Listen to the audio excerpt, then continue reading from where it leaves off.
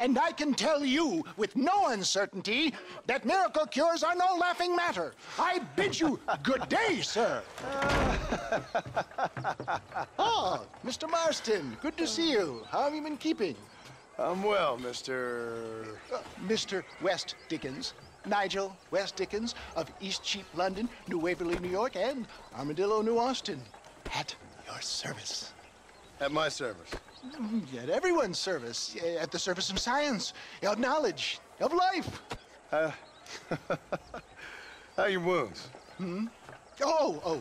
Much, much better. But then they would be. Would be... I know a cure for all ailments, Mr. Marston. Ah, I'm sure you do. And I'm sure for just $2 an ounce, I could live forever. Oh, but for you, sir, I do a bulk discount rate of $1.95 an ounce. As long as you buy 100 ounces or more. That's a lot of immortality. Give it up, old man. That's Mr. West Dickens to you, boy. Give it up, old man. Listen, Marston, I'm broke, but this stuff is good. It works. I need a healthy young man like you. Come along, let's ride over to my newest customer at Ridgewood, and I'll explain while we go. Okay.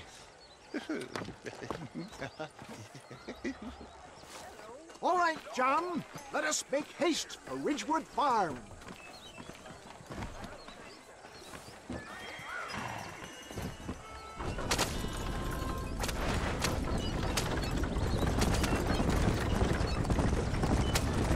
I heard about you, Mr. West Dickens. And I about you, John Marston. Hoodwinking the weak, gullible out of their hard-earned money.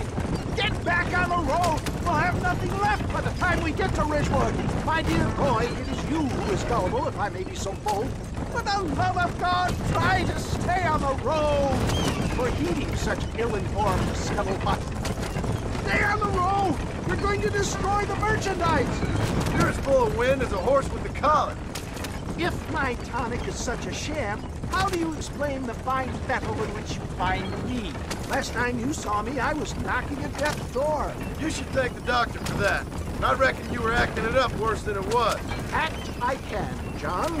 A more convincing Othello there has never been. And so shall you, a fair Iago or Cassio make. I don't like the sound of this. Showmanship, John. The flourish, the bow. We are operating in a competitive marketplace. Our product must stand out. And how does this involve me? We're going to use your God-given talents to our advantage. I'm really starting to regret I'll drop this. you off at the outskirts of Ridgewood.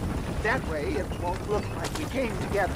Once I'm set up, saunter nonchalantly into the crowd that is sure to be forming. Eventually, I will call you up to try my tonic.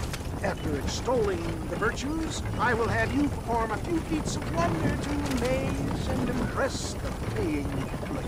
Such as? Oh, nothing out of the ordinary for a man in your line of work, I assure you. Best you alight here, dear boy, so no one sees us arriving together. I'll see you there. Be ready to enchant the crowd.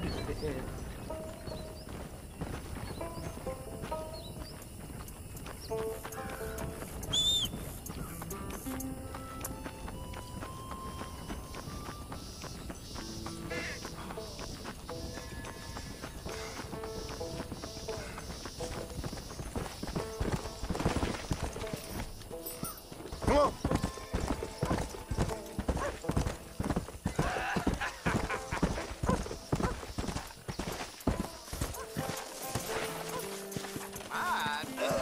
Friends, hard-working souls of Cholla Springs, gather round, gather round.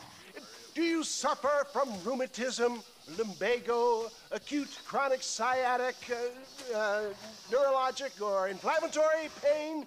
Well, I represent the only company that makes the genuine article that cures headaches, neuralgia, earache, toothaches, backache, swelling, sprains, sore chests, swelling of the throats, contracted cords and muscles, anxieties and ravaged nerves, stiff joints, wrenches, dislocations, cuts and bruises, and it adds vitality and vigor to the healthy man.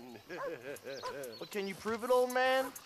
Oh, I'm sure there's some customer here who could prove the qualities of it by taking a drink right now.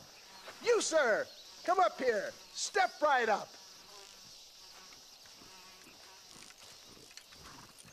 That's the spirit. Ladies and gentlemen, pay close attention. This poor, wretched volunteer, entirely unknown to me, will demonstrate the effects of Dr. West Dickens' own patent tonic. Be you a cowpoke or athlete, this miraculous elixir developed with the wisdom of the East keeps the muscles supple and relaxes the cords. It loosens the joints and gives a feeling of youth and vigor to the whole system. Not possible, I hear you say. Well, doubt no longer. Faith can move mountains, but I ask not for faith. I am a man of science, and today science will be vindicated. Your eyesight is greatly improved. Is that not so, friend? If you say so. That's right, it is. You heard him. What a good sport you are, sir. Now, gaze over yonder at that porch. If you squint, you may just be able to make out the skull that's hanging there. Go ahead, friend. Shoot that skull and demonstrate the miraculous eyesight you now possess.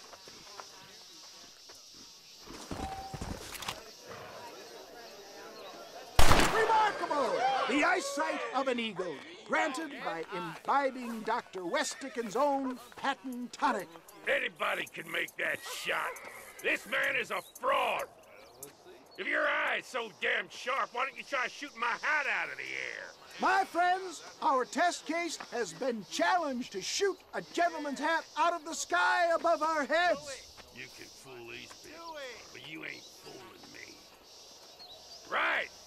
Let's just see how sharp you is with a moving target.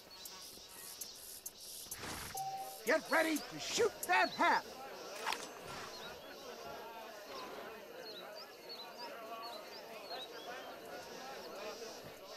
You're crooked enough. Have you ever seen such an eye? Behold the power of the elixir, plucked out of the sky. Hey! Hey! What? You think you can put a hole in a man's hat and just walk away, do you? Well, it don't work like that around here, mister. Come on! Are you a man or not? A challenge of battle has been offered to our volunteers. Prepare for a display of Herculean brawn. Now I'm angry! Behold the miracle tonic! There it is, skeptics and dissenters, irrefutable proof. Do not let this opportunity pass you by. Look, he's over there. Go get him. This ends now! Watch out! He's got a gun! Who the hell do you think you are? You ain't leaving here alive!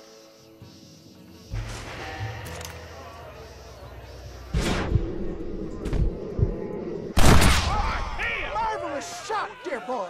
The kind of deadly accuracy that can only be afforded by the West Dickens elixir. Come, I have plenty for all. Get out of my way. Hey! Where are you going? I want a bottle. Get me a bottle, please. One of them, right here. No harm in trying one bottle, I suppose. Well, I think that went kind of well, don't you? I'm just glad that my normal job involves either chasing after cattle or murderers. Not the likes of you, mister. Don't be like that. Now, if you'll excuse me, I'd like to say my goodbyes, head on back to the real world. Wait, sir. I've been thinking about your predicament, and I think I may have an idea. I've been thinking I could be your cunning Odysseus. Beware of the Greeks bearing gifts, sir.